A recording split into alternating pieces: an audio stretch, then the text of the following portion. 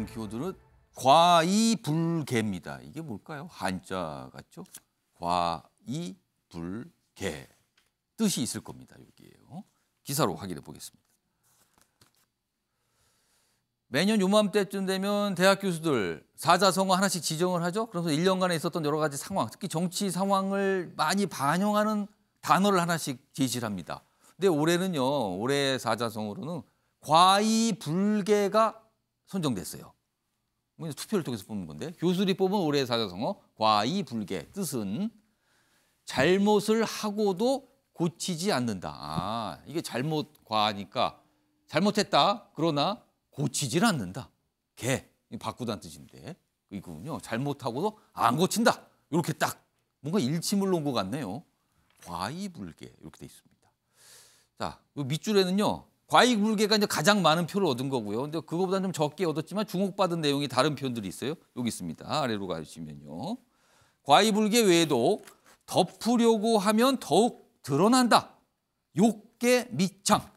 아, 요것도 좀 많이 표를 얻었다는 거죠. 뭔가 덮으려고 하면 결국 드러난다. 의미심장한데요. 과이불개나 욕계 밑창이나. 그리고 또 있어요.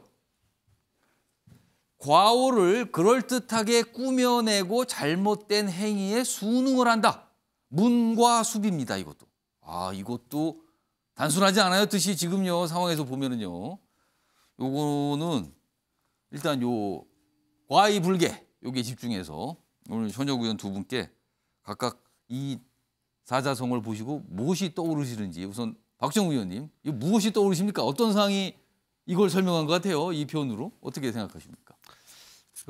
교수님들이 저 사자성어를 선택한 이유는 뭐 누구나 느끼지만 정치권 니네들 잘못하고 있지 않아? 이렇게 하는 거겠죠. 근데 그 정치권은 그럼 정치권 다 합니까? 아니면 뭐 특정 누구를 얘기한 겁니까? 어떤 상황을 얘기한 겁니까? 네, 아마도 어떻게? 염두는 이번 윤석열 정부의 여러 가지 그 정책을 피는 데 있어서 잘못된 또 특히나 또 유엔 가서 유엔 총회에 갔어서의 대통령의 잘못 이런 것들을 빨리 시인하고 그걸 고치면 되는 것. 아까도 말씀드렸지만 진정성 어린 사과를 하면은 국민들이 받아줍니다. 근데 지금 저기 과월부개 다음에 있는 말이 시과의인데 저거 잘못한 것도 안 고치고 있으면 그것이 잘못한 것이다 이렇게 돼 있잖아요. 그렇죠. 원래는 그것까지 붙어 있다 그래요. 네, 그래서 표현은. 그거를 잘못한 걸 빨리 인정을 하는 게 중요하고 인정한 걸 고치는 게 중요한데 그 단계까지 안 가기 때문에 교수님들이나 국민들이 답답해하는 것 같고요. 저 사자성어들을 보면은 저 이자하고 부자가 많이 들어갑니다. 그 화이부동이 한참 뭐 많이 떴던 그러네요, 성어죠. 그래서 같음을 인정하면서 근본적으로 같이 가야 되지만 다름을 인정한다 이렇게 돼야 되거든요. 그러니까 정치권이 사실은 하나의 목소리를 내면서 가다가도 건건에 대해서는 다른 의견을 가지고 다시 또 그것을 좋은 대안을 만들어내 이래야 되는데 근본적으로는 다 분열부터 돼 있어요. 이게 문제인 것이고 여기에 정말로 빨리 잘못한 것들을 고쳐나가면 이 정부에 대한 지지율도 계속 반등을 할 거다. 저는 그렇게 생각하고 있습니다. 박정우 의원은 이 과이불개의 대상이 지금 정부 아니냐 이렇게 해석을 해주신 거고요. 이번에는 송석준 의원님 이 과이불개 이 사자성어 보시면은 어떤 상황, 어떤 인물, 누가 떠오르십니까? 예, 저는 과이불개 하니까 당장 떠오르는 것이 이태원 화재 참사, 이태원 압사 참사 그리고 과거에 그 구한말에 당쟁이 떠오릅니다. 예, 저는 이번에 이태원 참사를 보면서 지난 2014년 세월호 참사 그때 분명히 정말 잘못됐습니다. 그래서 우리가 고친다고 했습니다. 하지만 과연 뭘 고쳤는지 그래서 우리 사회에 참사는 반복되고 있고 특히나 이번에는 더 어처구니 없는 참사가 발생했습니다.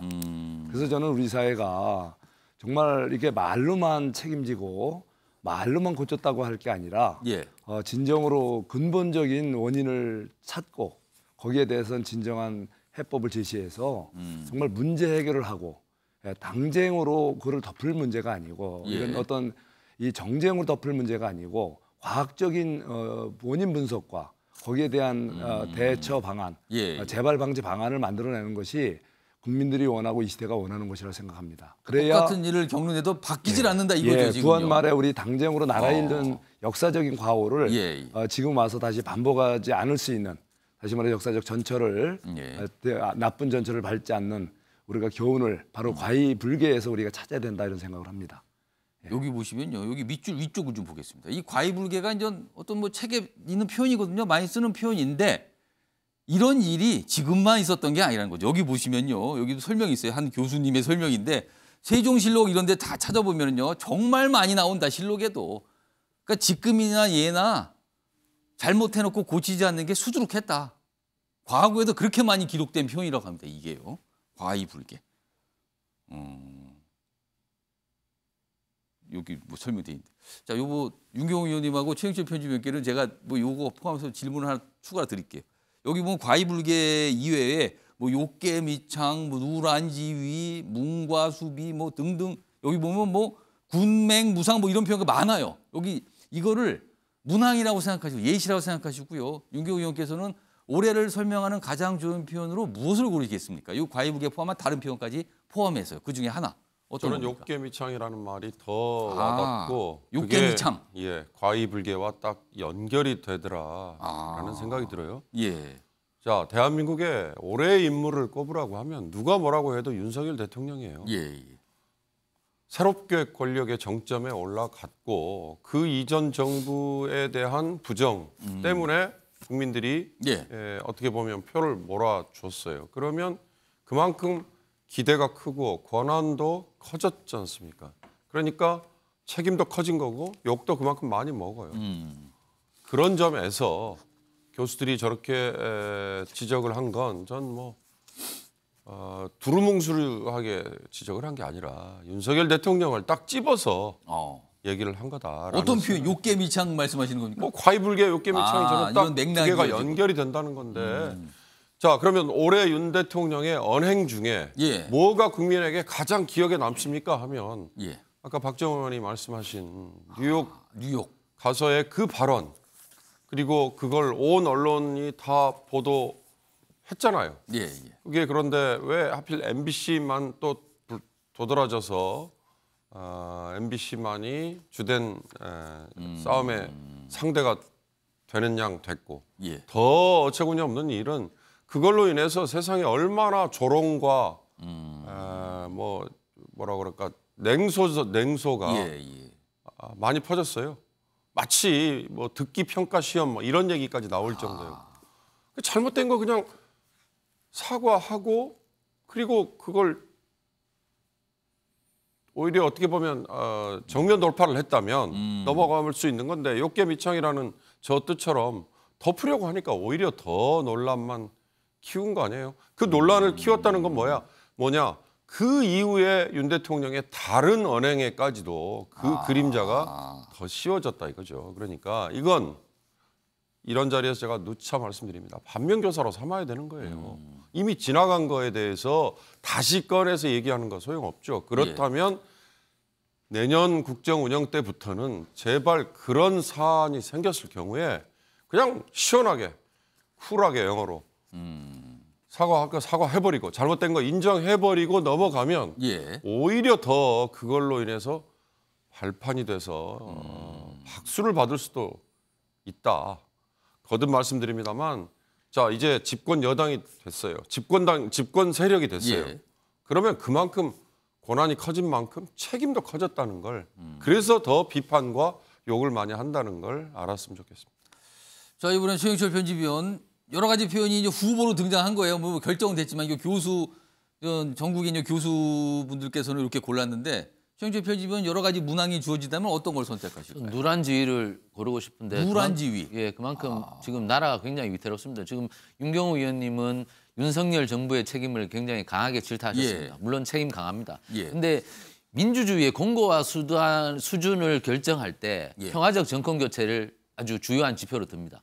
그 나라에서 구테타를 일으켜서 정권을 뒤집느냐 아니면 평화적으로 정권을 교체해서 그리고 그 정권이 순항을 하느냐 그것을 갖고 민주주의의 중요한 가치와 척도를 보는데 민주주의 공고화 수준을 우리나라는 1987년 제도적 민주화를 달성한 이후에 쿠데타 없이 평화적으로 정권 교체를 해오고 있습니다. 예. 그런데 그 교체를 한 직후의 상황은 어떻습니까?